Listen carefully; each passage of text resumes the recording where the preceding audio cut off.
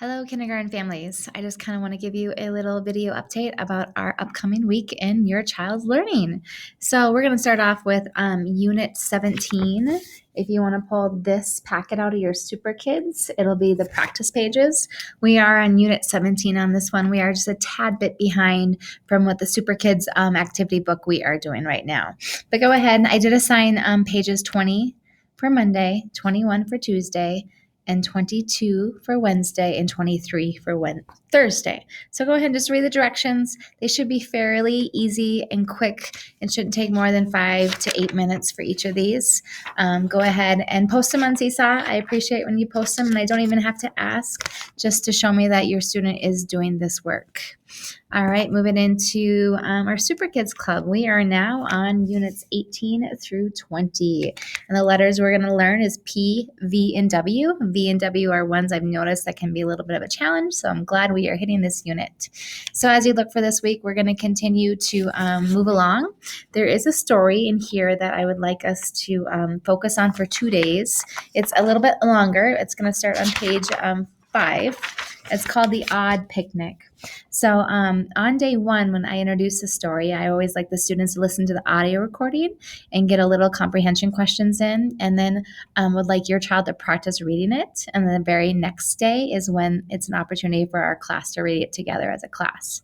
These stories are wonderful for repeated readings. So I highly encourage that your child reread this story every night as like a little homework practice, or anytime during the day if you want to take 5-10 minutes and have them reread the story. And you can do it with your child. You can read one page, your child can read one page. So just highly encourage you. And even if you want to go back to our other Super Kids book and read those other stories, that would be a wonderful idea too. Okay, and then blending boards. Yes, these blending boards, I definitely want to really focus and concentrate on these blending boards from here on out to the end of the school year. I'm on page 25, and once again, it's unit 17, 18, 19, and 20 are the ones that we're going to be practicing. I highly encourage 10 minutes a day of using these blending boards. This is a really critical skill for your child to understand how we blend the sounds into words. And so I notice sometimes we do have challenges. I was trying to re-teach a blending procedure to your child during small group, and I just want to show you as well. So start with the very beginning. This is ma. So continuously saying it over and over and blending those sounds together instead of doing each individual sound like this. So we just want to go ma,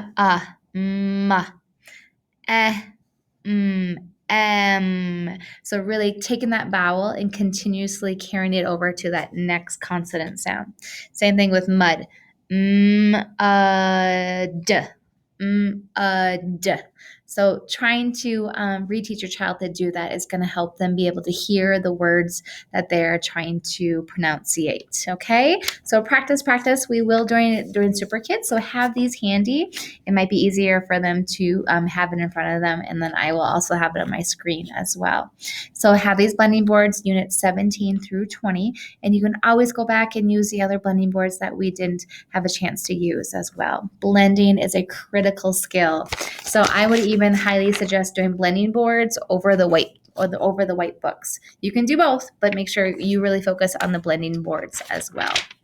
If you have any questions or if you want any additional support with the blending, please reach out to me. And then in writing, we are going to jump into our career day writing. On Monday, if you could have a book ready for your child, I just use construction paper. I put a blank piece of paper on one side, and I use the other ice cream paper on the other side. We would like to create an actual book and publish it with the career that your child chose of what they want to be when they grow up. So we're going to be focusing on this all week. And then plus my idea is to get some audience members, whether it's Mr. Fidz, the principal, or Mr. Bushman, or any other teacher or adult that we want to share our writing with. We're going to do a great job on these, and I can't wait to show them how to publish a book. We're going to have a title. We're going to have a picture. If you want to print off pictures of your child's career, you can do that. Any tools or any special other ideas you may have, you can include in it, because this is going to be a big project for us. We are researching. And then don't forget, if you want to, I'm just going to pop over here quick Get on to Get Epic and really read some books with your child. Build their mind full of new knowledge about their career. And this is a glossary page on a doctor's book. And I just want to highlight some of these great vocabulary words. I would love to see your child use some of these vocabulary words in their writing. But that first starts off with having a conversation with your child about what they exactly mean and having them be able to explain in their own words. So, for example, if we were to write a sentence about operate, we could say, the doctor can operate on his patients. What does operate mean? And just making sure that they understand these vocabulary words. All right, let me hop on over back to math.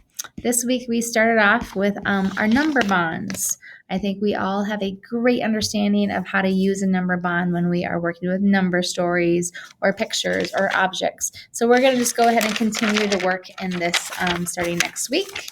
If you don't have it, please let me know, but we're going to start on page 52, and we're going to do some of these pages together, and then I will assign a page for them to do independently as well. So number bonds, we are decomposing and composing numbers, and we're also writing number sentences or equations that match those number bonds.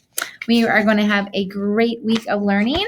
Also on that note, on Thursday, it will be dress up like your career. So if you could gather some materials around the house, that would be great, because I would love to see your child dress up as the career that they want to be. And then coming up the following week, we're going to have an Earth Day activity. If you could get some grass seed, a clear cup, and soil, we are going to be planting some grass heads and doing some special science activities with that as well. So that's just something coming up as well. All right. Well, let me know if you need anything. I hope this is helpful, and I can't wait to learn with you and your child next week. Have a great weekend.